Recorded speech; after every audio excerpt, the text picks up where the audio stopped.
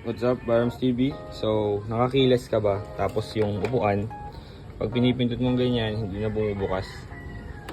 Baka ito yung issue mo. Let's go. Yan. So, ang issue nyo dyan is itong cable na. Yan. So, ito, nakita natin sa vlog ni Win Moto Vlog, ni Boss Arwin Villaruel. Yan.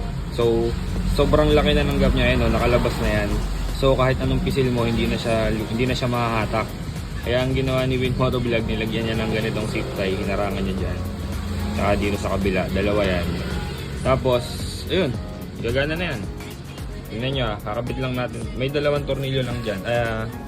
Bolt na 10mm, alisin nyo yun. Yun, alis na natin. Nilagyan na natin itong zip tie. Dalawa, yung kable na yan. Tapos, pagka balik lang natin ha, wait lang. Yan, so nabalik na natin. Try natin ngayon. Ayun, nakita nyo, nandun yung zip tie, nakaharang pa rin siya. Try natin. Malutong na to.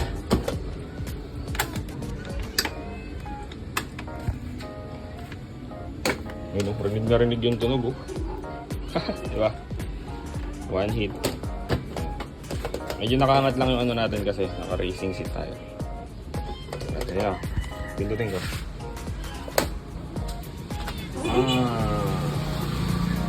Ito ang sinasabi ni Boss Win na temporary solution, pero nakatipid ka.